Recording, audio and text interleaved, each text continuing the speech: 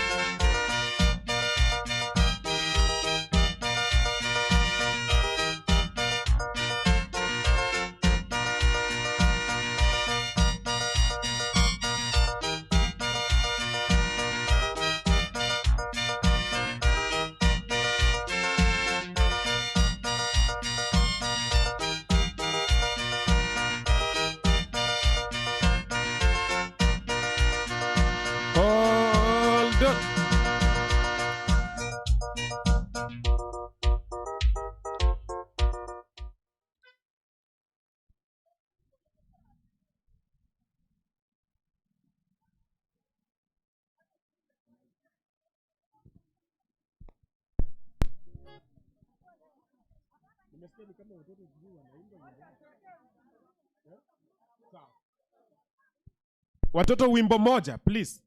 Please, wimbo moja kwa sababu ya muda. Tutapata nafasi hii wiki, itakuwa nzuri wiki yetu. Please watoto, wimbo moja. Walimu wa watoto na waomba, na najua nyinyi mnatii kwa sababu mnafundisha watoto jinsi ya kutii. Asante.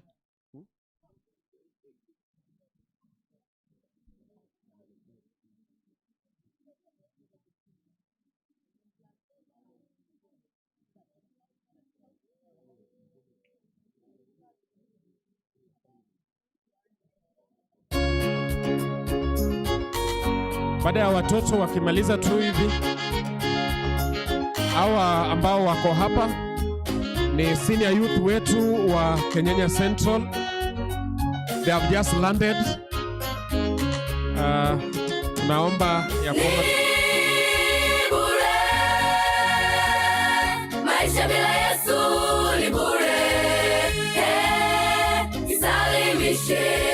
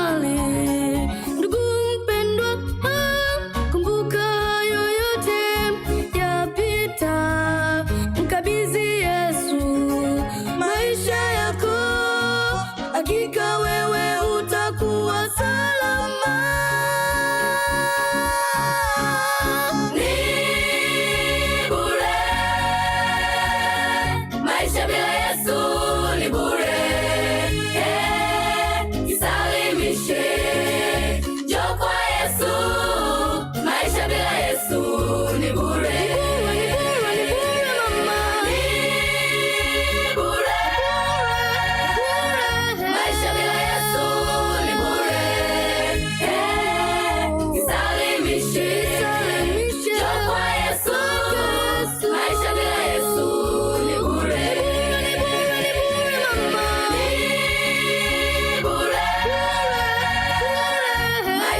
Watoto wetu na wimbo tamu ni bure.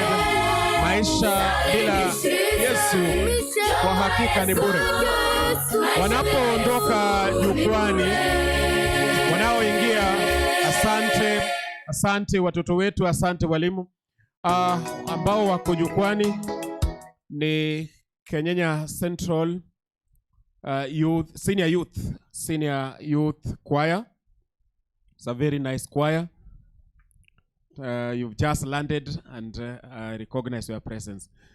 So mtatubariki na wimbo moja. Mungu akitujalia siku nyingine, wakati mwingine, tutapata nafasi ya nyimbo hata 2 hata 3. Baada ya Kenyenya Central, wale ambao watapata nafasi ni Exodus watafuatwa na Revelators, and then tutaangalia kwaya nyingine.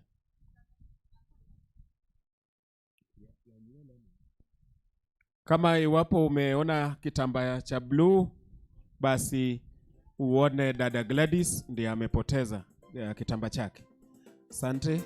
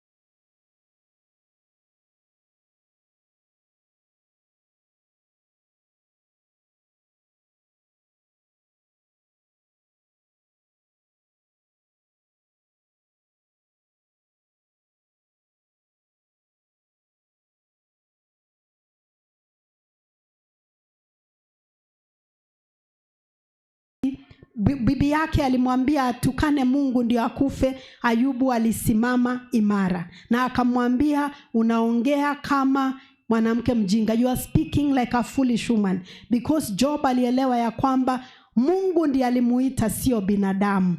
I don't know today whether you think bwana yako ama bibi yako ndiye amekuita. Ningependa kuambia leo, sio bibi yako amekuleta kwa Kristo, sio bwana amekuleta kwa Ukristo, na sio kanisa limekuleta kwa Ukristo. Everybody will disappoint you.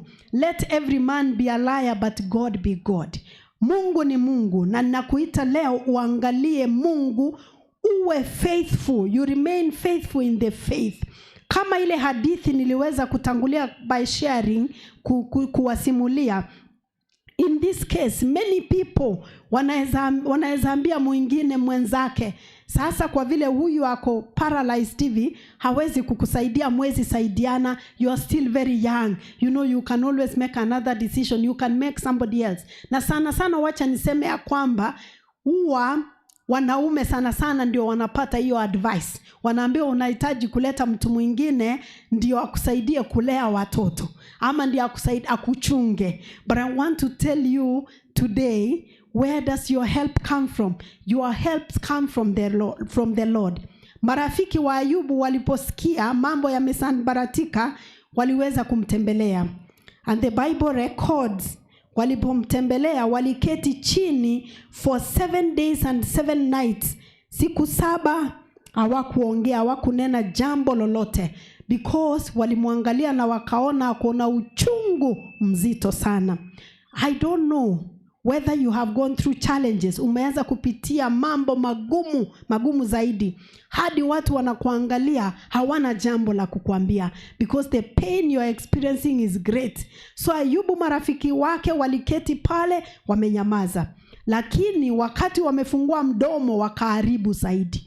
Walifungua mdomo wakaanza kumwambia kwamba pengine umetenda dhambi, and the Bible records Ayubu alikuwa mcha Mungu. He was an upright man. I don't know who I'm speaking today. Sijui naongea na nani leo, lakini kuna wakati mambo yalisambaratika maishani mwako na ukapata advice, and whatever you did was the wrong thing. Nataka nikwambie ya kwamba advice, you need to be careful. Unasikia advice kutoka what source, because many times ile advice unasikia, it's the wrong advice. Hata kwa kanisa unapewa advice that is the wrong advice. I want to ask you to remain faithful to God. Mambo yakisambaratika, where do you look at? You look at God. Ayubu alibaki akiwa faithful. Finally, Ayubu alibaki akiwa faithful, na wale marafiki akawaombea. Job prayed for his friends, na Ayubu alipoombea marafiki wake, Mungu alimbariki na akaweza kumultiply, and Job was blessed many times over.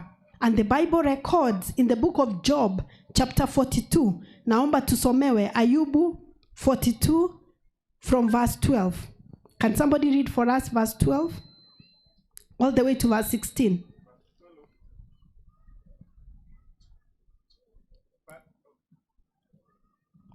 Kuna Kiswahili tusome. Ayubu verse 12 inasema, basi hivyo Bwana akaubarikia huo mwisho wa Ayubu zaidi ya mwanzo wake. Naye alikuwa na kondoo 14,000 na ngamia 6,000 na jozi za ng'ombe 1,000 na punda wake 1,000. Tena alikuwa na wana waume 7 na binti 3. Akamwita huyo wa kwanza jina lake Yemima, na wa pili akamwita jina lake Kesia, na wa tatu akamwita jina lake Keren-Hapuhu. Katika nchi hiyo yote hawakuwapo wanawake waliokuwa wazuri kama hao wana wa Ayubu, na baba yao akawapa urithi kati ya ndugu zao wana waume. Kisha baada ya mambo hayo Ayubu akaishi miaka 140, naye akawaona wanawe na wana wa wanawe hata vizazi 4. Thank you so much. Na Mungu alibariki Ayubu. The Bible records the later days, siku zake za mwisho, akakuwa amebarikiwa kuliko mwanzoni. Na Ayubu akapea watoto wake urithi, wasichana kwa wavulana. Ayubu alibarikiwa. Hapa kwetu Kisii mashamba ni ndogo, na huwa watu wakigawa mashamba huwa wasichana sana sana hawajakuwa wakipatiwa mashamba. Lakini tukijifunza kutoka kwa kitabu cha Ayubu, it is important to take care of our children, wasichana kwa wavulana. Na Mungu akabariki Ayubu because he remained faithful to God. I don't know what you're going through today. Sijui unayapitia gani siku ya leo kwa familia yako. Nataka kukuhimiza ubaki mwaminifu kwa Mungu. Remain faithful to the word of God. Mungu ndiye amekuita, sio bwana yako, sio bibi yako, sio watoto, sio kanisa limekuita, ni Mungu amekuita. Ubaki mwaminifu na Mungu atatenda, na ukue patient. The Lord will bless you. Ningependa kushare, I want to share, ningependa kuambia mambo 7 yenye nimejifunza kutoka kwa kitabu cha Ayubu. And I pray today, ile maneno yote yenye unapitia uweze kutilia maanani yenye na share na nyinyi this afternoon, and the Lord will remain faithful na atatimiza whatever he has promised. The first thing that I learned from the story of Job is, ni vizuri wewe kama binafsi, wewe binafsi alone, lazima utafute na upate Mungu wewe binafsi. You have to find a good God for yourself. The songwriter says, on Christ the solid rock I stand, all other ground is sinking sand. Unasimama wima kwa Mungu peke yake. Ukiangalia hadithi ya Ayubu kwa maisha yake, marafiki wake walikuwa wanamwekea makosa, they were blaming him. Watoto wamefariki, wafanyikazi wamefariki, mifugo, everything, all the property he has lost. And the wife, bibi yake, anamwambia tukana Mungu ndio ufariki. Lakini Ayubu alibaki mwaminifu kwa Mungu. Sasa kwa leo mimi ningependa kuhimiza, you remain faithful to God because God is the one who has called you. The second lesson ningependa tujifunze kutoka kwa maisha ya Ayubu ni tuombe hata wakati mambo yako mazuri. Saa hii labda unanisikiliza na mambo hayajasambaratika kwa familia ama kwa ndoa yako, mambo yako mazuri. Job prayed. Ayubu aliombea watoto wake wakati walikuwa na karamu. They were celebrating, they were feasting, but Job was praying for them. Naimiza wazazi wenye wananisikiza siku ya leo, tuombee watoto wetu. Every day pray for your children. Ukiwataja majina, shetani amepanga mabaya kwa watoto wetu. Omba ukitaja jina la mtoto wako, kila mtoto, na unaomba Mungu aweze kumzingira na malaika wa mbinguni so that the children can be safe. Watoto wetu wako na a lot of temptations, drugs, internet, everything, madawa ya kulevya, pombe, kila kitu. Ningependa kuwahimiza tuombee watoto wetu. Hata wakati ukiona mtoto wako amesimama wima, mtoto wako ako faithful, ako mwaminifu, umuombee zaidi. Huyo ndio shetani amepanga vita kwake. So pray when things are good. Tusingoje tuanze kuomba wakati mambo yamesambaratika. Tuendelee kuomba without ceasing. We pray every day. Lesson number 3. It's important for us to be good friends. Tukue marafiki wa dhati. We need to be good friends to others. Marafiki wa Ayubu 7 walimtembelea when they heard that Job has gone through what he had gone through. The 7 friends came. It is important to go to visit our friends, to be faithful to our friends. We can also learn something. Pengine we don't need to talk much. Pengine tunahitaji kuombea marafiki zetu na kuwa keep company. Maybe sometimes tukifungua mdomo, yale maneno tunaongea hayajengi, yanabomoa badala ya kujenga. Kwa hivyo tuongee maneno machache, tuombe na kuweza kuwa support our friends when they are going through hard times. Another lesson that we learn is make friends. Tengeneza marafiki. The book of Proverbs says, he who has many friends must show himself friendly. Kwetu sisi kuwa rafiki mwema, lazima pia tukue mwenye akona marafiki wema lazima pia akuwe rafiki mwema. So we need to make friends with God's people.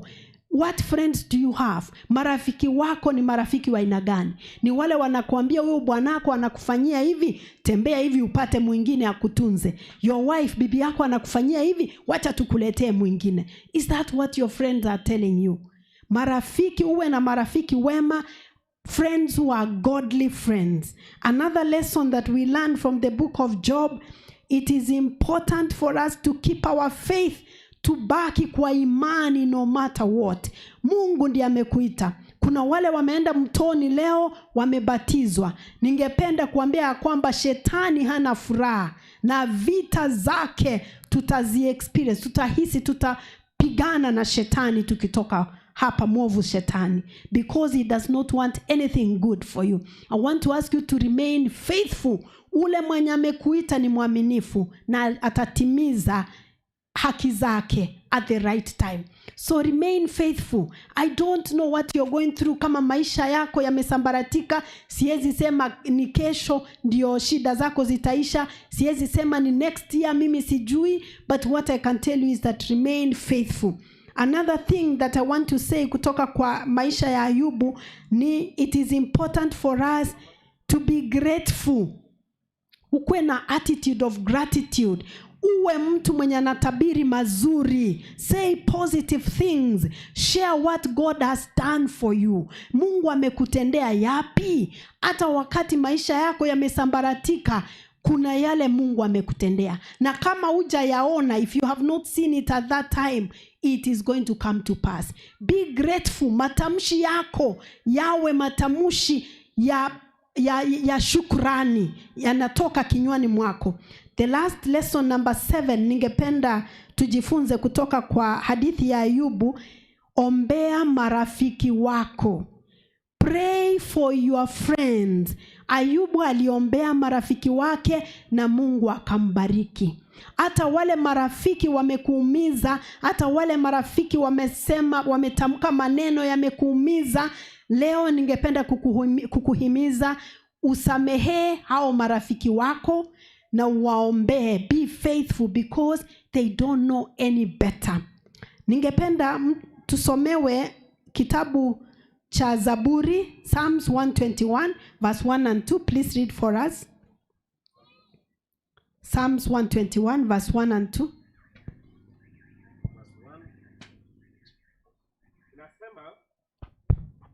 Nitayainua macho yangu nitazame milima, msaada wangu utatoka wapi? Msaada wangu katika Bwana aliyezifanya mbingu na nchi. Thank you so much. Sisi kama Ayubu tuangalie mbinguni, tuangalie Mungu. That is where our help is going to come from. Mchana wa leo ningependa kuombea mtu mpendwa. Ningependa kuombea mpendwa mwenye maisha yake yamesambaratika. Sijui kama ni bwana yako, sijui ni bibi yako, sijui ni watoto wako, sijui ni kazi yako, sijui ni nini, but things are falling apart. Na umeanza kujiuliza, do I turn the other way? I know the right thing to do, lakini maovu yanakuita. Na pengine ukiangalia hata marafiki wako, they are advising you to take the wrong turn. But in your heart unasikia vile Mungu anakuongelesha. The God who called you, you know the right thing to do. And before I pray for somebody, tachukua muda mchache niweze kushare na nyinyi ushuhuda. Wakati fulani maisha yangu yalisambaratika and God remained faithful to me. Ilikuwa ni mwaka wa 2020, just before COVID. Ilikuwa ni jioni moja, nita shorten the story because of time, lakini nataka kuillustrate jambo fulani. Ilikuwa ni wakati wa jioni nikitoka kazini, wakati nakaribia kuingia ile barabara inaingia kwa boma langu, nikasikia kwa roho yangu ya kwamba kuna watu wako outside the gate, wako nje ya gate yangu. Lakini nikaendelea tu, ilikuwa 1:30 jioni. Mimi nikaendelea tu na gari langu nikienda karibu na gate. Na nilikuwa tu nasikia nikijaribu tu kuendesha gari, nasikia kama gari haisongi. Nikapigia mume wangu nikamwambia wanifungulie gate. Nikasikia akiambia mtoto afungue gate. Lakini kidogo tena nikasikia akisema huyo mtoto anachukua muda, waacha yeye mwenyewe atoke akuje anifungulie. Na roho inaniambia nimwambie pengine ita watu wengine, nasikia kama kuna watu kwa gate. Lakini nikasema hapana. It's because tulikuwa tumeingiliwa na wezi tena 3 years ago, same time. Hiyo same day ilikuwa 23rd of December, same day same time, 7:30 p.m. saa 1:30 usiku, same day. So nikasema pengine ndio maana niko na woga, hakuna watu. Mimi nikaendelea kuendesha gari langu. Kufika kwa gate, mzee alikuwa hapo na mtoto wangu mdogo. Mtoto alikuwa miaka 8, sasa yako 13, kwa miaka 8 wakati huo. Wakanifungulia gate. Mimi nikaendelea kudrive gari. Na ilikuwa ni 23rd of December. Tulikuwa tumepanga kutoka Nairobi tukuje Kisii 25th, siku ya Christmas. So nikaingia. Vile naingia napeleka gari parking, nikasikia mlipuko fulani. Niliposikia mlipuko mimi nikafikiria ni watoto wameniwekea balloon. Watoto wangu wanapenda kunifanyia mzaha sana. So nikafikiria watoto wameniwekea balloon wamevuta iko na pumzi ndio niweze kuibust wacheke. Nasema hao watoto wananifanyia mchezo aje. So na park gari. Nikigeuka hivi nitoke ndani ya gari, nikaona watu hapo nje ya gari wameshika bunduki, watu wawili. Na wakaniambia mama toka kwa gari. Hapo mimi nikatetemeka. Kifunguu ya gari kaanguka chini. Wakasema mama wewe ni mjeuri. Ni sisi tuliingia kwako miaka 3 iliyopita. Na tukaona wewe ni mama mjeuri sana. Leo tunakuua. Hapo sasa mimi najaribu kufungua mlango wa gari nashindwa. Wakagonga mlango na wakafungua na wakanitoa nje. Sasa vile walinitoa nje, wakaniambia lala chini. Nikachukua muda kidogo nikitetemeka sijui nifanye nini. Nikasikia wamenigonga kichwa, damu kila mahali. Hapo nikasikia kizunguzungu, nikaanguka chini. So wakaanza kusakanya, kuiba vitu, kutoa vitu kutoka kwa gari. Nikakaa pale chini, wakakaa muda kidogo, nikasikia alarm ya nyumba. Tulikuwa na alarm kwa nyumba, nikasikia alarm kwa nyumba ikilia. Vile nimesikia alarm wakaogopa. Wakaanza kufanya haraka. Mimi nikakimbia ndani ya nyumba, damu ikitiririka kila mahali. Nilipoingia ndani ya nyumba, nikasikia watoto ndio walikuwa wameweka alarm. Mfanyikazi alikuwa ameenda Christmas, watoto ndio walikuwa wameweka alarm. So mtoto mdogo akasema wezi wamepiga dadi risasi. So ile mlipuko nilisikia ni wezi walikuwa wamepiga dadi risasi. Na mimi bado natiririka damu, nikatoka nje nikakimbia. Nikawaona bado wanaiba vitu kutoka kwa gari, wanataka kutoroka. Nikauliza bwanangu ako wapi? Mzee ako wapi? Where is my husband? Wakatoroka wakaenda. Mzee akatembea amepigwa risasi na yeye pia ako na damu kila mahali. Anyway, nikaita majirani wakatupeleka hospitali. Tukaenda hospitali, wezi wakaenda na kile walienda nacho. Vile mzee akaenda hospitali akakaa wiki kadhaa hospitali. Kuna mtoto alikuwa anaenda form 1 kidato cha kwanza, nikampeleka na mimi nikakaa hospitali kidogo. Nikipeleka mtoto shule ameriport 1 week 2 weeks, usiku napigiwa simu kutoka shule nikiambiwa unaweza kuja hospitali fulani na fulani sahi, ule mtoto nimepeleka form 1. Nikauliza kwa nini? Wakaniambia mtoto wako alikuwa anacheza mpira kavunjika mkono, kuja hospitali. Nikasema siwezi toka kwa nyumba saa 4 ya usiku nikuje hospitali saa 4 na niko peke yangu na si safe, it's not safe for me. Wakaniambia lazima ukuje, mtoto wako anapelekwa upasuaji, mtoto wako anapelekwa theater, lazima ukuje ndio uweze kuandika na ulipe, uweze kuconsent. Anyway, nikaita rafiki yangu akaenda akashughulikia mtoto. Pale kazini mimi singeenda nikachukua leave. Kabla nirudi kazini nikapata barua, mamlaka nimetolewa kazini. Demotion, nimepata demotion. Everything fell apart. Mzee alipobaki hospitali miezi kadhaa, wiki kadhaa, bili kapanda hospitali. Kapatiwa bill ya maelfu niweze kulipa. Sikuwa na hiyo pesa. Mambo yakasambaratika kwangu. nikaangalia kule kwenye nilikuwa nimeweka imani yangu, marafiki au nani na nani, familia, nikaangalia nikapata ya kwamba hawawezi kunisaidia, because where I was nobody could help me. Mimi nilibaki kwa Mungu. Mimi sikulelewa katika familia la Kiadventista. Kuna wale wanajua hadithi yangu nimesimulia. I was not raised in an Adventist church. Mimi nilitoa maisha yangu kwa Mungu nikiwa kidato cha kwanza. When I was in form 1, I gave my life to God. Some of my family members, hata mamangu si Mwadventista wa Sabato, naendelea kumwombea. Sasa mimi hapo nilijifunza kushikilia Mungu, because hata ule bwana nilikuwa nafikiria ananisaidia, hako hospitali anahitaji mimi nimsaidie. Mtoto ako pale hospitali amevunjika mkono, amepasuliwa, ana mtoto anahitaji nimsaidie.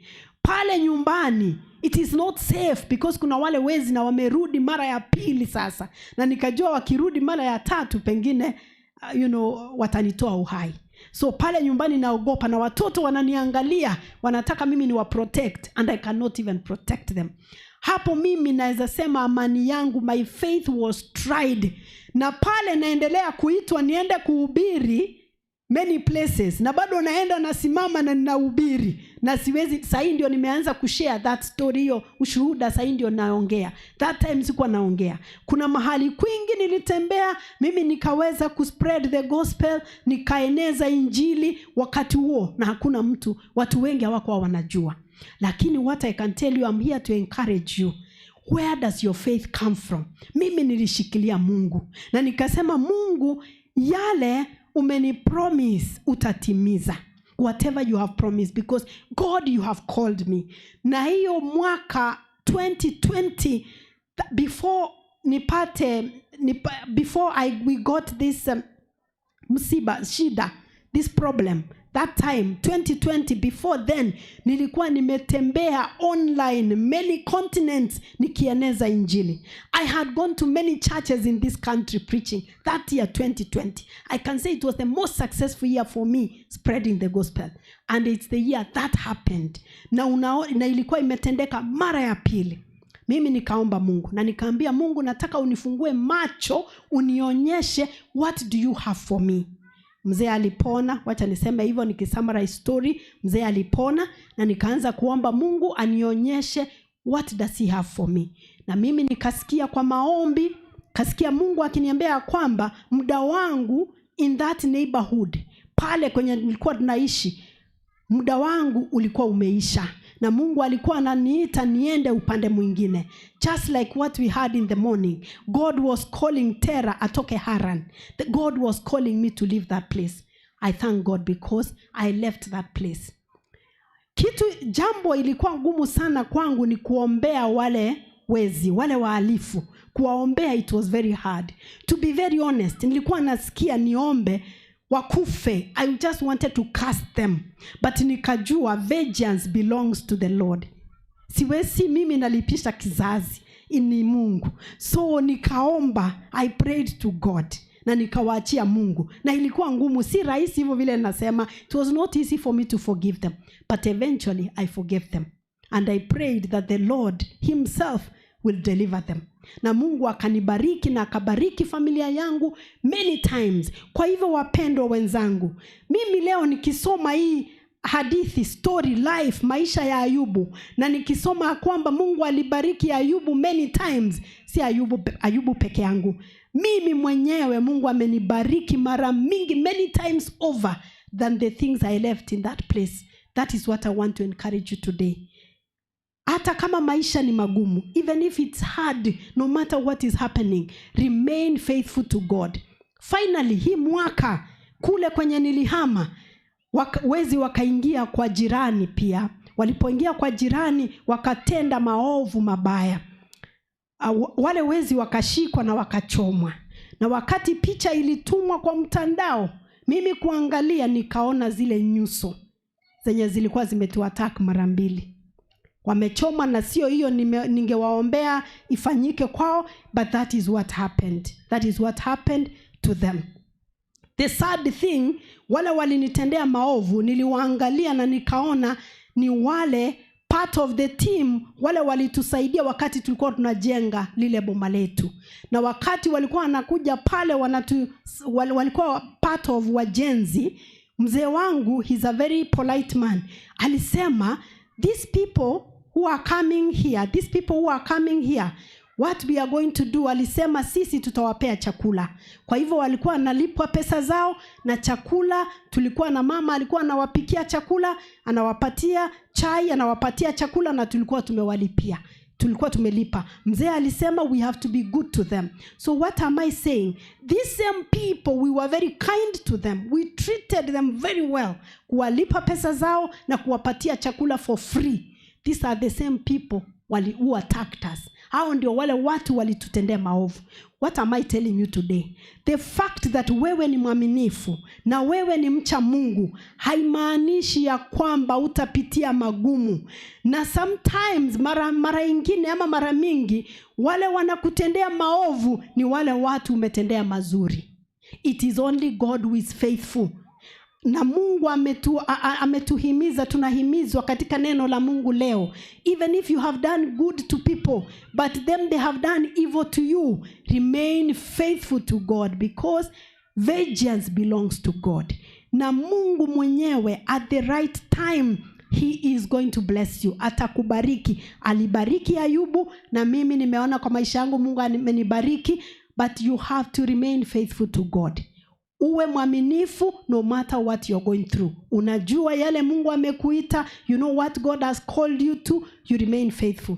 This evening, naenda kumalizia, ningependa kuombea somebody. I want to pray with somebody. Kuna yeyote angependa kusimama, mambo yamesambaratika kwa familia. Things are falling apart in your family, and you feel like you want to be unfaithful to God. But God is telling you today to remain faithful. Is there somebody like that today? I want to pray with you. Is there somebody? Najua unaogopa kama mtu atakuona, but if it's one person, I just want to pray for you. Something is going wrong. Mambo yamesambaratika mahali. And you know you want to do the wrong thing. Unataka kufanya the wrong thing. You want to leave your husband. You want to leave your wife. You want to leave your wife. You want to disown your child. Kuna mtoto ametia uchungu, amekuletea uchungu. Your child has caused you pain. You want to disown them. As a parent, unataka usahau ya kwamba hukuzaa huyo mtoto na hukumlea. But God is calling you to be faithful. Just like Job, like Ayubu, uombee, ushikilie ule mtoto, muombee kila siku. You don't give up. Your parents have disappointed you. You are a young person. Wazazi wamekudisappoint. But today you want me to pray for you. Unahitaji Mungu akupe nguvu, Mungu akushikilie, ubaki na imani, you remain faithful. Tutembee kwa haraka kidogo, ndio tuweze kuomba pamoja before we hand over to the next program. I want to pray. As a young person, you come from a family, there are problems, there are trouble, there are no resources. Kuna sponsors wanakuonyesha pesa, and you are asking, does it matter? You want to say yes to a sponsor so that the sponsor can provide for you. But today we want to say no. We are going to remain faithful. A lot of young men, watoto wetu wavulana, iko wa mama rika yangu na wengine wazee kuniliko na wako na pesa. Na wanakuambia as a young man, you don't need to suffer. What I am going to do, I just need to give you money. I will give you money and will give you a car. You just need to take care of me. You need to take care of my needs as young men going through a hard time. Marafiki zako wanatumia madawa ya kulevya, wanatumia pombe na wanakupatia kidogo, wanakuambia umeze tu hii kidogo ndio uweze kulala. Why are you suffering? Why are you suffering? Your wife is not listening to you. Na watu wanakuambia mke wako amekuwa kichwa ngumu, oa mke mwingine, na wewe ni mzee wa kanisa. You are a deacon and you know God has called you to faithfulness, but your wife is not listening. Your husband is unfaithful. Mpango wa kando every day, and people are telling you, you are a woman who is taking care of you. Get somebody to take care of you. I want to tell you today, your help comes from the Lord. Your help does not come from any human being. And you have been good to this person. Umekuwa mzuri kwake. But this person is hurting you every day. And you are saying, why? Nitaweka Biblia kando, nituonane ana kwa ana. Ndio nirudie Biblia. Hivyo ndio wengine wanasema. But I want to tell you today, remain faithful. Remain faithful to God. I want to pray for you. And I will pray that the Lord will restore 7 times to you. And even if your child has disappointed you, God will give you other children. Si lazima wakue watoto wa uzao wako, but God will give you other children who will take care of you. Maybe it's your only son, and you're asking yourself, Mungu mimi, kwa familia yangu, my only son is taking drugs. What is going to happen to me? God will give you 7 sons. In the place of that one son, God will bless you. I want to pray for you. Let's pray. Father, in the most wonderful name of Jesus, blessed be your holy name. I want to thank you, Lord, for your faithfulness, your goodness, and your mercies that are new every morning. Thank you, Lord God, for teaching us today that when things fall apart, our eyes remain focused on you. Thank you for the story of Job. He remained faithful and you blessed him many times over. I thank you, Lord, because you have blessed me many times over. Not that I'm perfect, but I have remained faithful to you. I've chosen to remain faithful to you every day.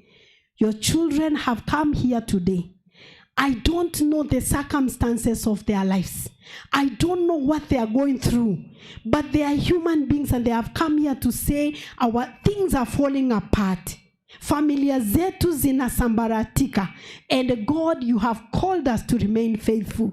But how can we remain faithful when we cannot see anything in front, at the back, and sideways? It's all darkness. How can we remain faithful?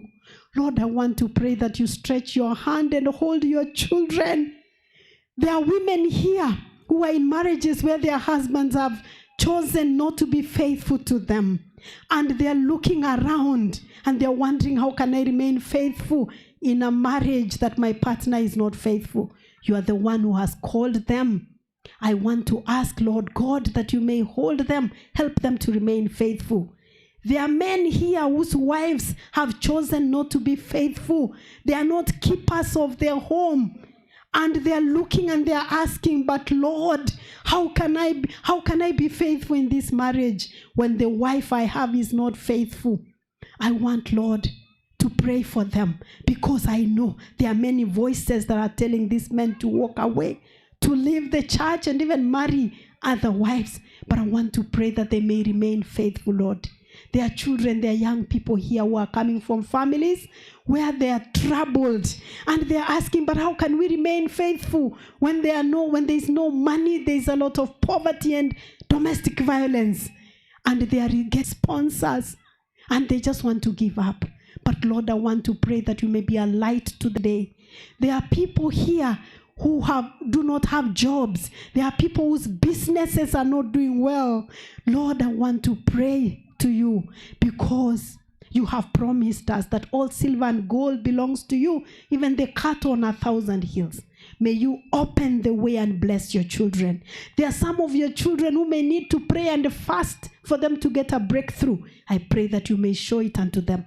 There are some who may need to talk to a counselor. They may need to talk to somebody.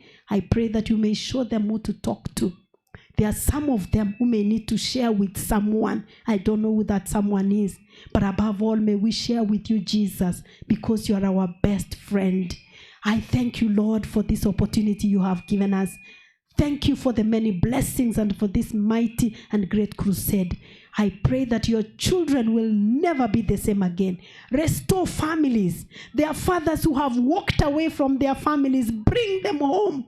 There are mothers who have walked away from their families. Bring them home. There are children who have walked away from their homes. This moment, I pray that you may give them no peace until they come back to their families. I pray that you may reunite us, Lord. Bind us as families together with cords that cannot be broken. That when all is said and done, we will share testimonies and celebrate and say, that great crusade that you brought at Kenyenya, our families were restored. And as our families get restored, I pray that you may forgive one another. Somebody has been hurt. They are struggling to forgive their loved one. I pray that they may forgive, Lord, because you have forgiven us. I pray that we may forgive and not hold it on their faces and release them, Lord. And I ask in a special way that you may pour showers of blessings upon your children, that their lives will not be the same again. Until then, may we remain faithful. For it in Jesus' mighty name we have prayed and believed. Amen. Amen. Mbarikiwe sana. Mbarikiwe sana. May God bless you just like Job. Remain faithful. Thank you so much. Amen.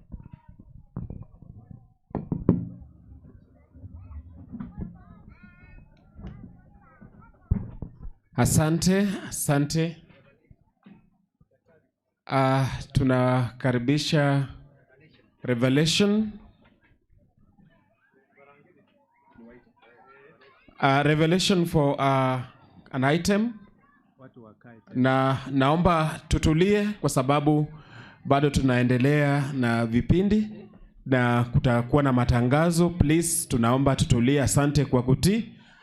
Tutulie. Asante kwa kutii. Asante kwa kutii. Revelation for an item.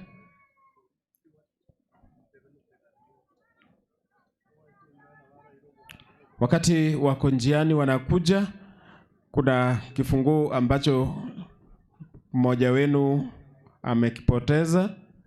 Tuomba ya kwamba unaweza kujia kifunguo na kifunguo hapa moja, please.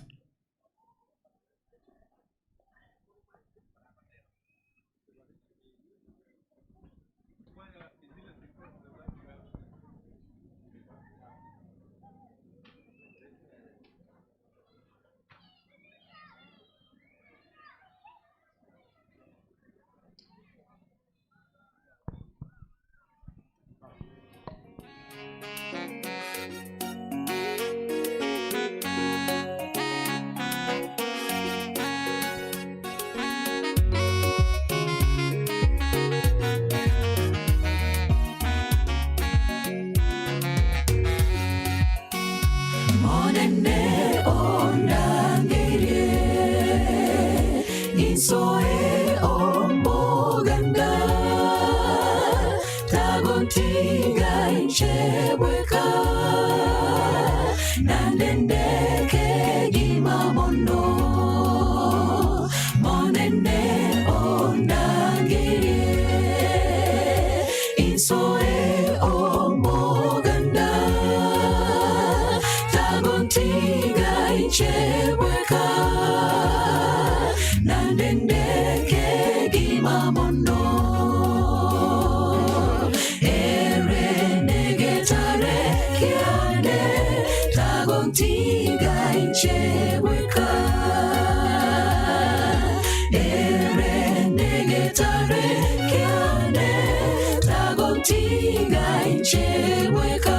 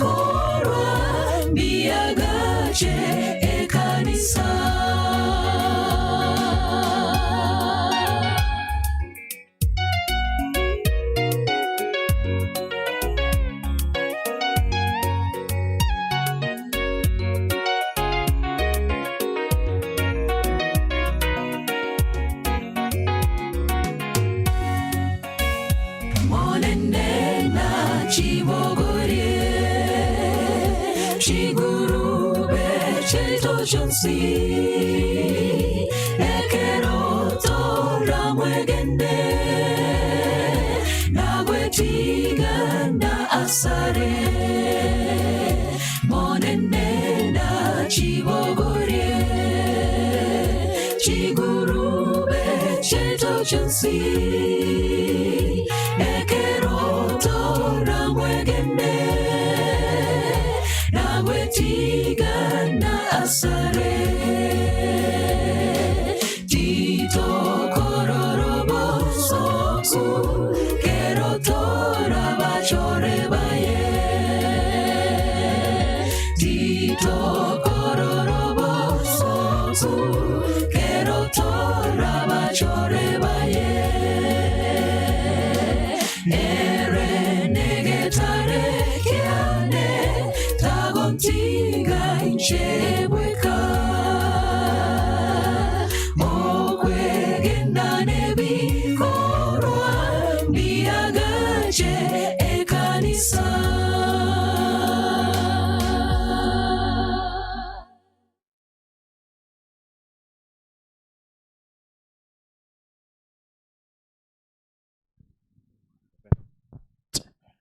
Tunasemaje? Asante kwa sababu ya muda, wacha nitamkaribisha pastor ambaye atatupea mwelekeo kuanzia.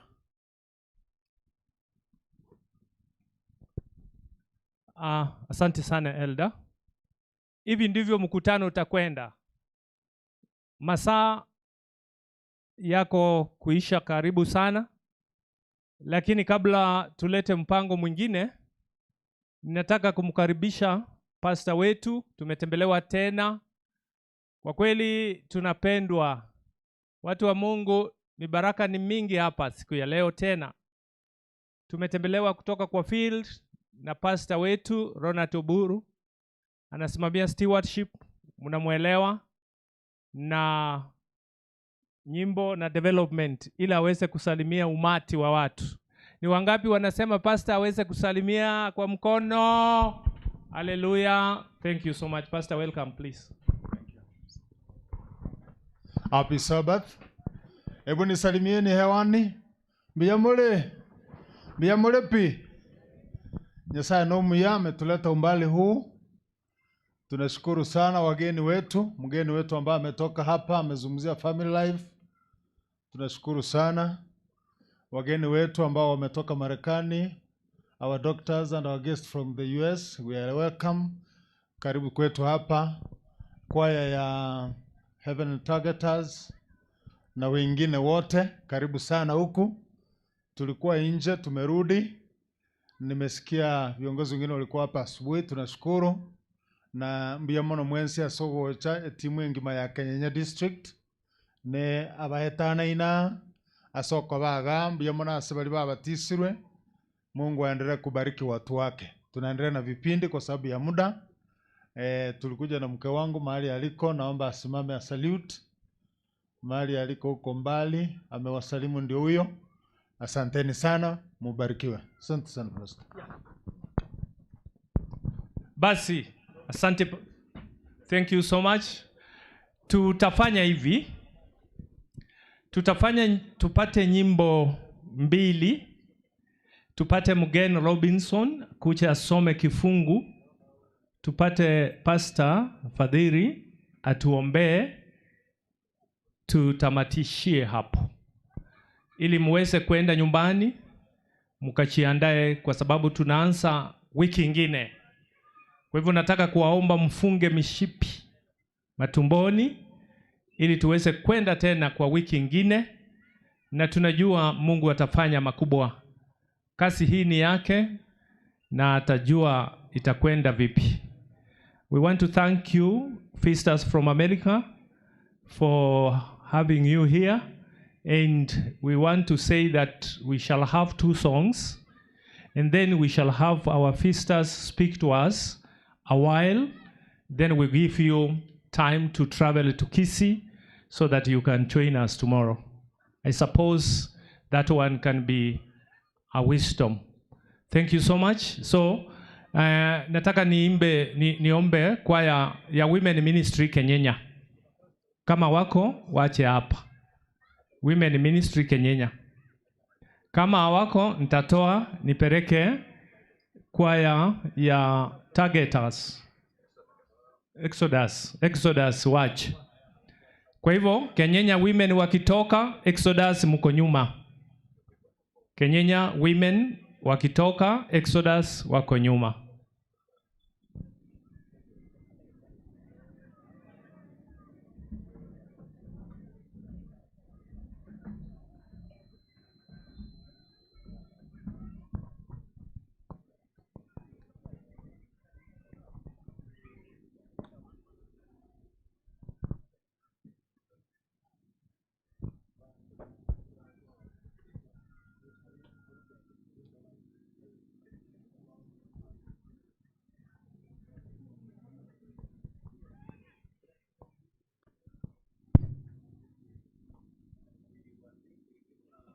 Nakaza mwendo mbinguni kila siku, napanda juu, naomba nikisafiri, Bwana niongoze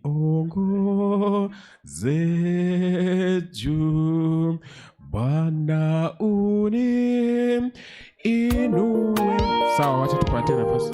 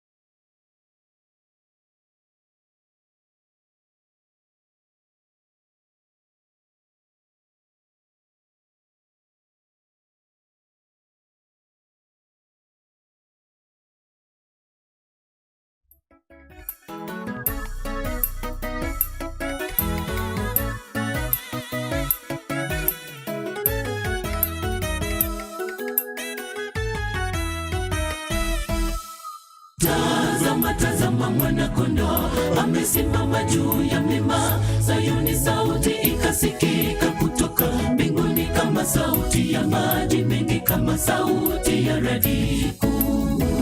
Wakavipiga vinubi wakiimba wimbo mpya mbele ya kiti kile cha enzi, wakimtukuza mfalme wa wafalme. Tazama, tazama mwana-kondoo amesimama juu ya mlima Sayuni, sauti ikasikika kutoka mbinguni kama sauti ya maji mengi, kama sauti ya radi kuu. Wakavipiga vinubi wakiimba wimbo mpya mbele ya kiti kile cha enzi, wakimtukuza mfalme wa wafalme.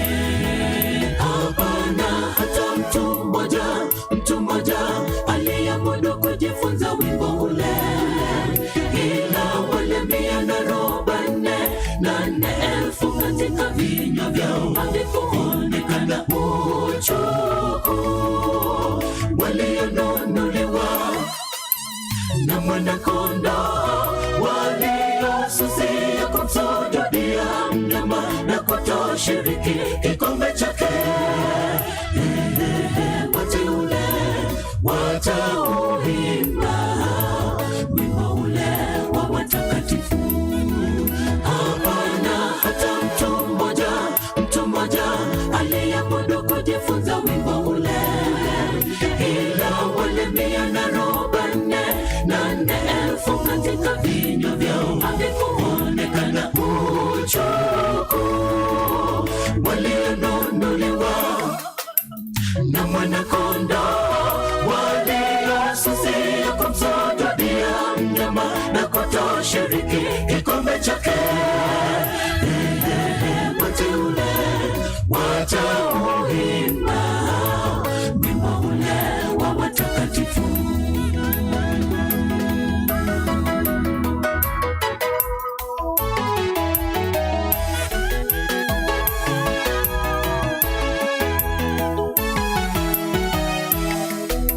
Naona malaika mwingine kapanda kutoka mawio ya jua, yeye ni mwenye muhuri wa Mungu aliye hai, kawapigia kelele malaika wa kuidhuru nchi na hata bahari, akisema msidhuru hata tutakapokwisha kuwatia muhuri vipaji vya nyuso watumwa wake Mungu.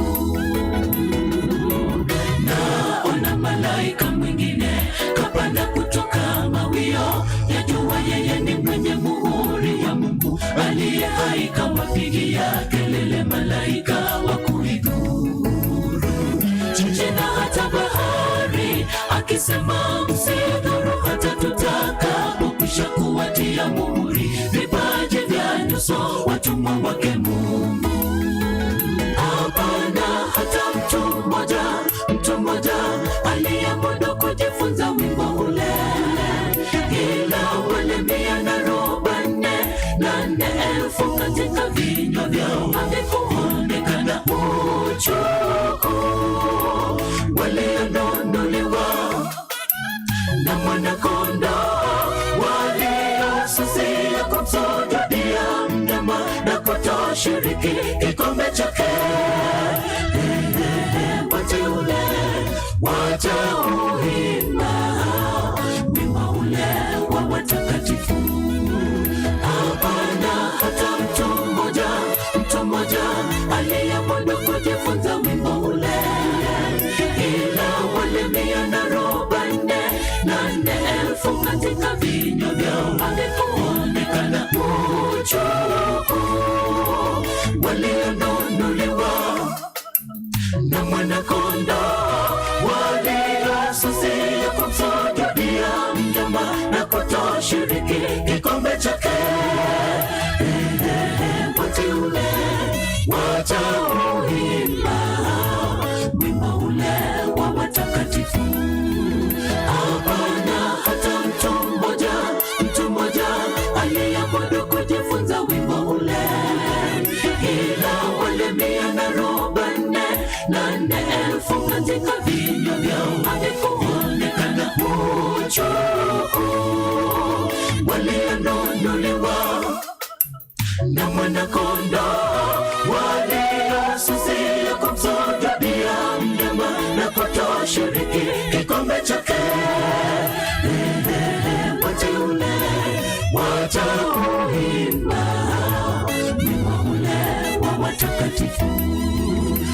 hapana hata mtu mmoja aliyemudu kujifunza wimbo ule, ila wale 144,000 katika vinywa vyao havikuonekana uchovu, walionunuliwa na Mwana-Kondoo, waliosusia kumsujudia mnyama na kutoshiriki kikombe chake.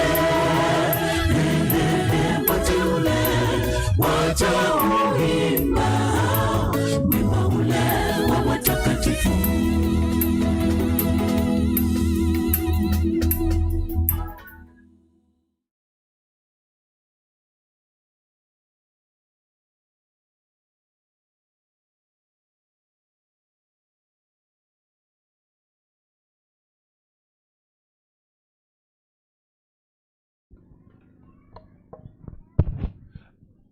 Matangazo kidogo hapa ni kwamba mtoto amepotea katikati mwetu hapa, anaitwa Sandra Kerubo Onduso.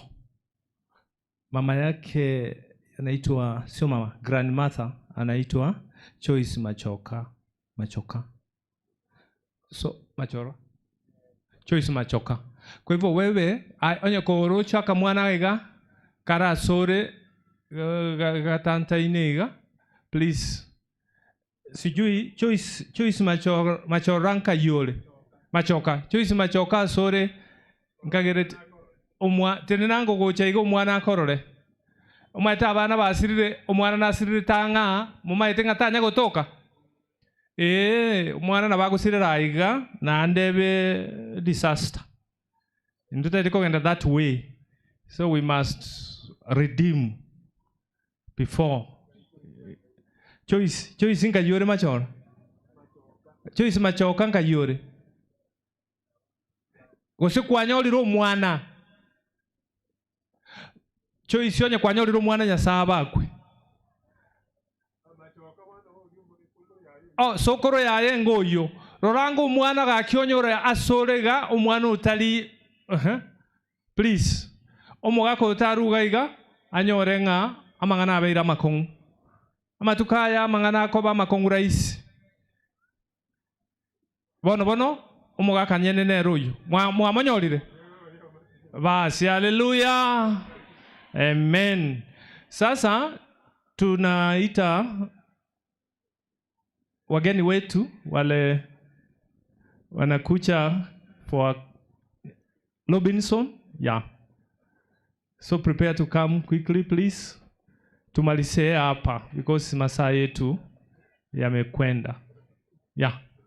Tunataka kupata fungu wazo, tuombe tumalize tuenda.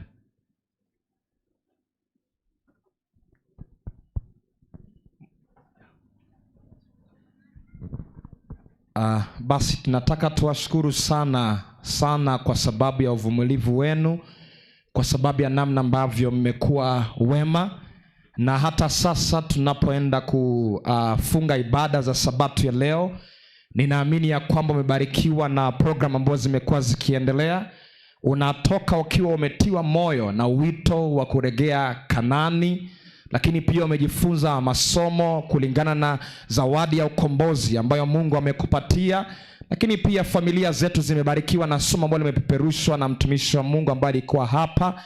Na kwa hiyo baada yote kusemeka, tunatamani ya kwamba sasa tuwairishe vikao vya Sabato hii ya leo kwa kuwaruhusu mkapumzike mnapojiandaa kuja tena kwa juma la pili. Ndio nitasoma kifungu kifupi, lakini kabla kufanya hivyo natamani wahimize sana ya kwamba juma hili la pili tutalianza tena na nguvu ya ajabu. Kutokea kesho saa 11 kamili asubuhi tutakuwa hapa kwa kile kipindi cha maombi. Labda ungekosa juma la kwanza, lakini ile la pili usikose, maana tunasema we are finishing strong kutokea kesho. Kwa hivyo kesho kutokea saa 11 asubuhi njoo, alika marafiki, alika majirani, alika ndugu, alika kila unayeweza kumwalika, ili kesho kutokea saa 11 asubuhi tuwe hapa kwa sababu ya maombi. Lakini pia jioni vipindi vitaendelea kama vilivyoratibiwa.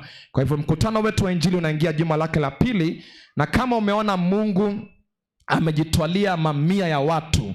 Juma hili la pili tena Bwana anaenda kujitwalia watu. Na hili tufanikiwe vyema, jitihada yako ya kumleta mtu mmoja itasaidia mkutano huu katika juma hili la pili. Kwa neema ya Yesu Kristo tunatamani ubebe mzigo huu mzito wa mioyo ambayo inapotea. Ubebe mzigo huu mzito wa watu ambao wanatamani kumpokea Yesu Kristo, ili ukawaalike wengi sana juma hili la pili waje wakutane na Yesu wa Kalvari. Wangapi wanasema kwa neema ya Yesu Kristo Mungu atusaidie kufanya hivyo? Hebu nione mikono yenye hewani kipeperushwa hivi. Amina. Bwana awabariki sana. Basi kufunga ibada zetu za jioni hii, nitatusihi sote tusimame, tupige hatua chache kuja hapa. Nitasoma kifungu kidogo mkifika hapa, kisha tutaombewa na watumishi wa Mungu ambao wapo hapa. Njooni sasa tunapofunga ibada za jioni hii ya kipekee.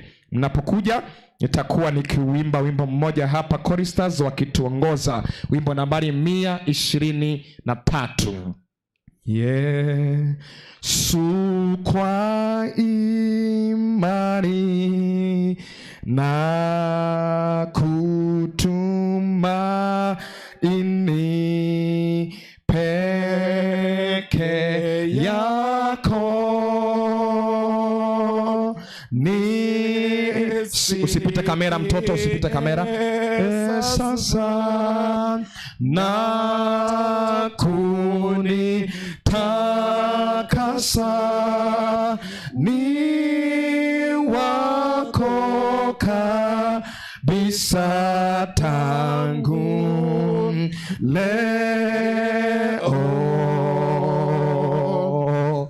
Nipe nguvu pia za kusaidia moyo wangu.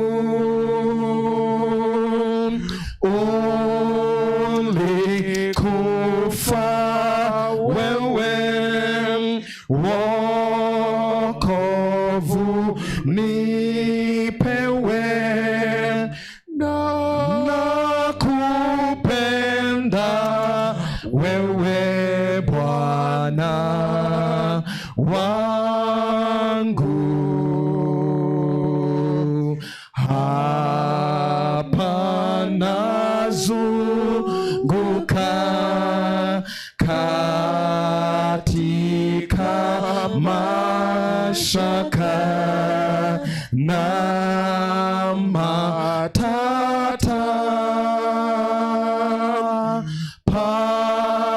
palipo na giza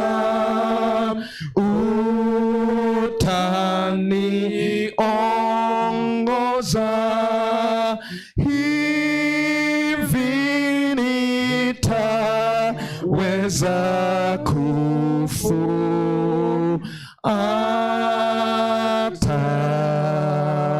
Wangapi wamebarikiwa na ibada ya siku hii ya leo?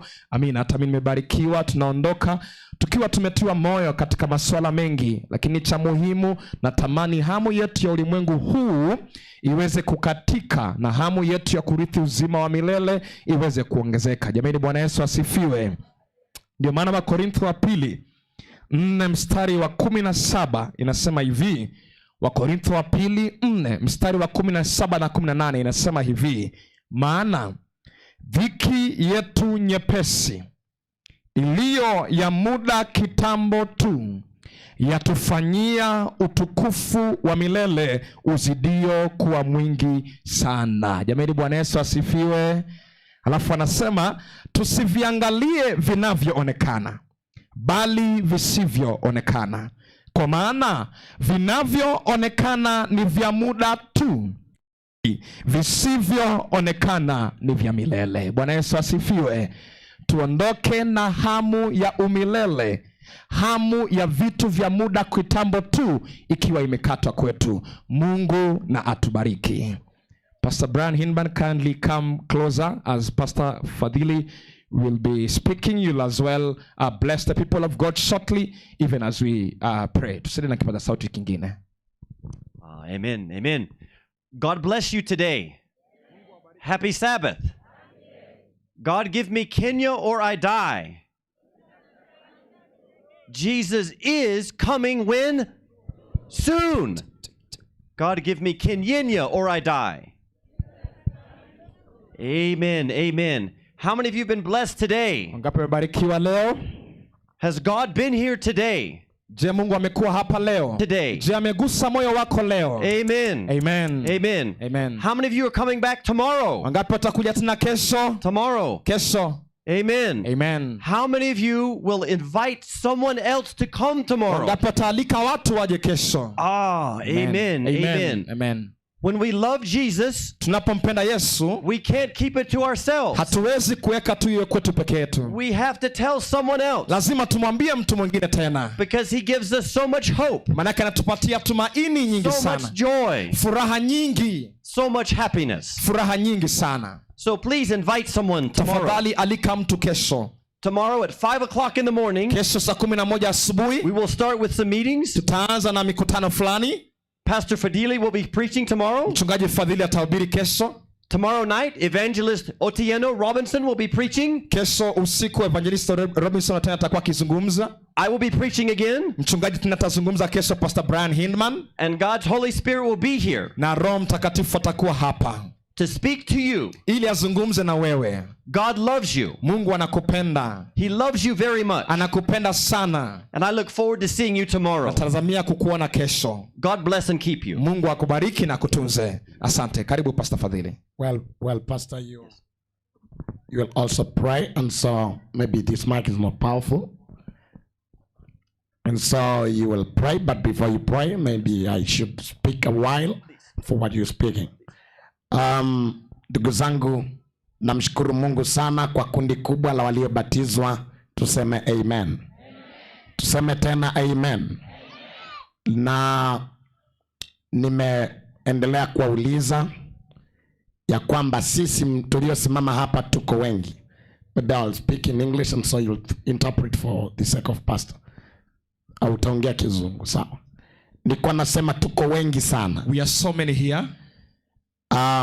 Na kama mmoja wetu, kila mmoja wetu, and if every one of us atachukua jukumu tena, will take upon himself again, na aende atafute roho moja ya kuongolewa, to go and look for one soul for salvation. Sijajua utaipata wapi. I don't know where you'll get it. Inawezekana ikawa barabarani. It could be along the road. Inaweza ikawa kwenye maduka. It could be in the shops. Inawezekana pale jirani unapoishi. It could be your neighbor. Inawezekana ukampata mbali kidogo. It could be from far away. Lakini huu ni wakati wa likizo. But this we are in holidays now. Nakumbuka nilibatizwa nikiwa na miaka 11 kwenda 12. I can remember he says he was baptized when he was 11 years or 12. Na nilianza kuhubiri nikiwa na miaka 9. And he started preaching when he was 9 years old. Na wiki hii tumeanza program za wanawake, watakuwa na congress. And this week we'll be having women congress. Lakini watoto watakuwa na VBS. We'll be having VBS for children. Lakini vijana watakuwa pia na mkutano. We'll also have the youth congress as well. Mikutano yote hiyo, all these particular meetings, pamoja na mkutano huu mkubwa, the evangelistic campaign, ambapo baada ya kukutana kule tunakutana, after the various meetings, tutakuwa tunakuja hapa. We shall be gathering here. Ombi langu linaniambia kwamba my prayer is tukutane pia tujue namna tunaenda kwa street. Let's meet and know how we'll move to the streets. Na tuende tukachukue watu kwa ajili ya Yesu. Let's go and bring people for Jesus. Habari hii inapaswa kusema give me Kenyenya or I die. Man, this message should be said abroad, give me Kenyenya or I die. And it should go very practical. Na inapaswa kuwa jambo ambalo linaonekana kabisa. And we have to put it so practical. Na inapaswa kuwa jambo ambalo linaonekana kabisa. It's no longer a statement. Si swala tu la kutaja tena. We have 1 week ahead. Tuko na juma moja mbele. To make it happen. Ili ifanikiwe. That whenever we shall finish our crusade. Tukimaliza mkutano wetu. That whoever is in Kenyenya. Yeyote atakayekuwa Kenyenya. Must declare and confirm. Lazima ahakikishe na aseme. Jesus Christ is his or her personal savior. Kwamba Yesu ni Bwana na Mwokozi wa maisha yake. And so we all go with all power. Sote tutaenda na nguvu ya kipekee. We go with unity. Tuende na umoja. And we call our brothers and sisters. Tuite ndugu na dada zetu. We go and even talk to them tukawaongeleshe moja kwa moja. Lovely. katika upendo, because the Bible declares and says kwa sababu Biblia inasema in the book of Matthew 24:14 Mathayo 24:14, and this gospel shall be preached, na habari njema ya ufalme itahubiriwa, and when it shall be preached na to all itakapohubiriwa kila mahali, to become the witness, kama ushuhuda, and then basi hapo that end ule mwisho will come, utakuja, and we must go and preach. lazima tuende There's tukahubiri, no way we can stop preaching, hatuwezi kuacha kuhubiri because kwa sababu that end lazima huyo mwisho should come, unapaswa kuja, and that I and you, mimi na wewe we're supposed to go and bring our sisters and tunapaswa kwenda brothers tulete ndugu na dada zetu, to make sure that Jesus comes and take us back ili home. tuhakikisha Yesu amerudi kutuchukua. Bwana asifiwe. Amen. Kiingereza ya Tanzania ndio imeisha hiyo. Sasa Bwana asifiwe. Amen. Yani Bwana asifiwe. Amen. Hata hivyo si nimejaribu. He has really tried. Bas, kwa hiyo njoni sasa kesho, come all of us tomorrow. Asubuhi usipange kukosa. Don't miss in the morning. More stories. Kutakuwa na visa. More powerful Bible stories. Kutakuwa na visa vya nguvu kutoka Biblia, mafungu ya Biblia. But powerful changing prayers. Alafu tutakuwa na maombi ya nguvu ya badilishayo. Powerful changing prayers. Maombi ya nguvu ya badilishayo. Tutabadilishwa sana. We shall be transformed. Tutapona sana. We shall be healed. Ninafurahi mnavyotoka mbali asubuhi. I'm so glad how you come from far every morning. Wanabarikiwa na asubuhi. Amen. Bwana asifiwe. Amen. Usikose hapa jioni. Don't miss in the evening. Jioni kama pastor amesema. Just come the way pastor said. Simeona pastor ni powerful preacher. Mungu amembariki sana. And Pastor Brian, these people loves your gospel. I could see and hear them speaking that we really love the way you're preaching and the way you uplift Jesus Christ as the personal Savior. And so Amen. We love you. We love your team, and we shall wait and look forward to see you preaching and preaching for the for our souls and salvation at large. Amen. Amen. And so may God bless you. Amen. And so tonight twende kwenye maombi ili tuwaruhusu. Mmesimama hata hivyo mnavumilia. Mungu awabariki. Amen. Jamani, Mungu awabariki. Amen. Pastor, Mungu awabariki is that the Lord bless you. When you say Mungu, the Lord. Mungu awabariki. Mungu awabariki. Wonderful, wonderful, wonderful. Mungu awabariki. Mungu awabariki. Wasema Mungu awabariki wote. Mungu awabariki wote. Wote. Wote. Wonderful. Oh, we are family. Amen. Jamani, Bwana asifiwe. Sasa na yeye itabidi aipate. Twende kwenye maombi. Twende kwenye maombi. Funga macho yako. Pastor, you pray. Yes. Just pray. Okay. Oh Father in heaven. Baba yetu wa mbinguni. We have been in your presence today. Tumekuwa ndani ya uwepo wako leo kutwa. We have felt your love today. Tumehisi upendo wako leo. We have felt your transforming grace today. Tumepata ule uwezo wa neema yako ibadilishayo. We thank you for your salvation. Tunashukuru kwa ajili ya wokovu wako. We thank you for the commitments in baptism. Tunashukuru kwa ajili ya kujitoa na ubatizo. We pray you would continue to work in a mighty way here. Tunatamani kuomba kwamba ufanye makubwa hapa. May we not keep this good news to ourselves. Tusije tukatunza habari hizi njema kwa ajili yetu wenyewe. But tell everyone in our circle of influence. Lakini tuambie watu wote katika sehemu yetu ya mvuto. We want to be closer to Jesus. Ya kwamba tunatakiwa kwa karibu na Mungu. Our creator. Muumbaji wetu. Our savior. Mwokozi wetu. And our soon coming king. Na yeye mfalme wetu ajaye upesi. When Jesus comes soon. Ya kwamba Yesu unapokuja hivi karibuni. I pray everyone here today will be ready to see him. Ninaomba kila mmoja wetu hapa awe tayari kumwona. And we will live with Jesus. Na kwamba tutakaa na Yesu forever in heaven. Milele pale mbinguni. Peace, joy and happiness forever. Amani, furaha na amani, upendo vizidi kuwa nasi milele.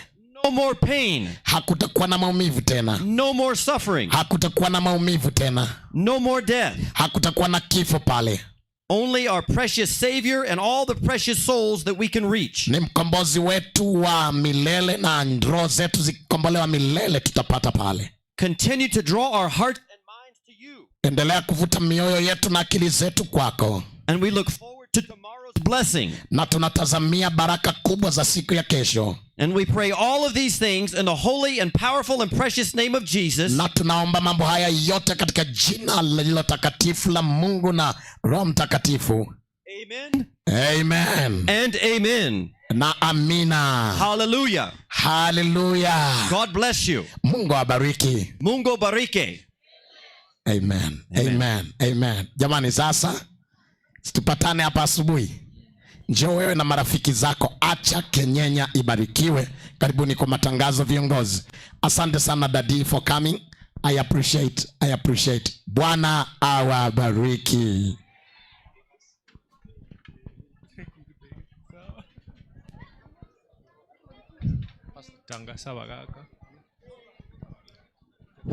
Basi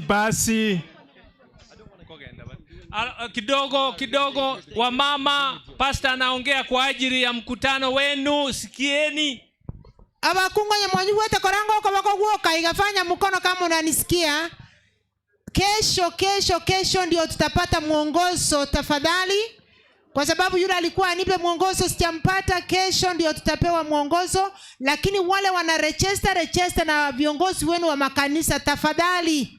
Ni vizuri kucha kando kwa ajili ya wokovu wetu na familia zetu. God bless you as we see one another tomorrow.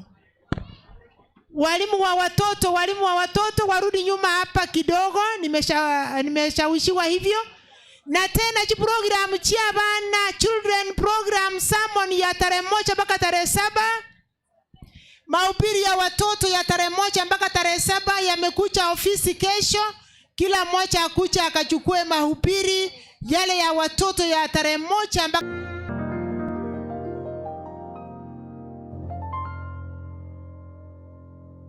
haya maeneo ya Kenyenya kuweza kuhakikisha kwamba kongamano hili linazidi kufanyika jinsi ambavyo limeweza kuratibiwa na pamoja na uongozi wake. Imekuwa ni sabato ya kufurahisha, sabato yenye mibaraka, sabato ya kubarikiwa, ambapo tumeweza kufika maeneo ya Kenyenya siku ya leo kumjadili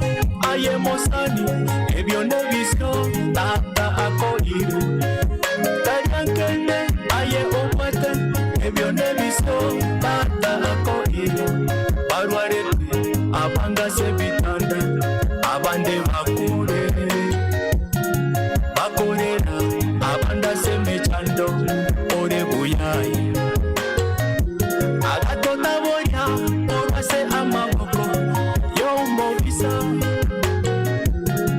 onyo monene kabete ensemo yaito agatopole aye motoge tata nonyase emechando motoge tata aye mobake tata nonyase amariga no muyani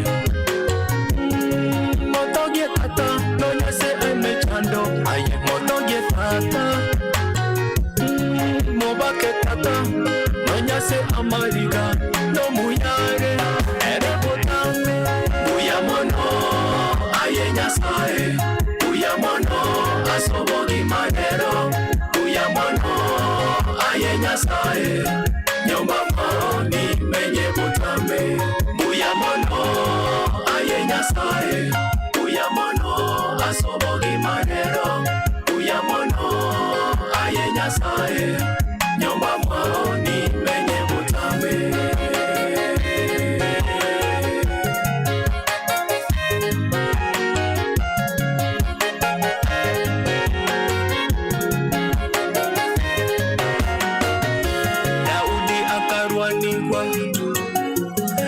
Sauli akawu Ayubu agachandeka emyaka emenge akawu tigangotebye aye mosani nyasayo yo no muyare nonyakiira kyaye asabanto baye ekyaboronge akagotambokya korona anga egoite akagotambokia chi ajari para angachi goite motoge tata nonyase emechando aye motoge tata mobake tata mariga no muyare ere butambe.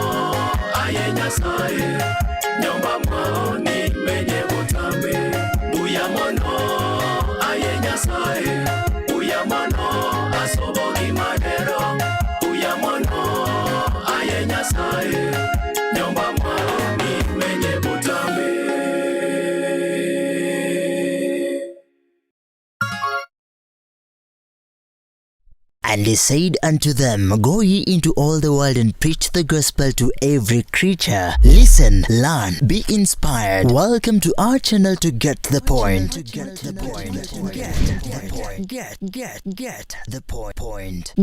the point. Take a step forward. We are thrilled to bring our vibrant worship direct to you. Join us online for heartfelt worship, inspiring sermons, and reaching fellowship. Connect our community as we celebrate faith, love,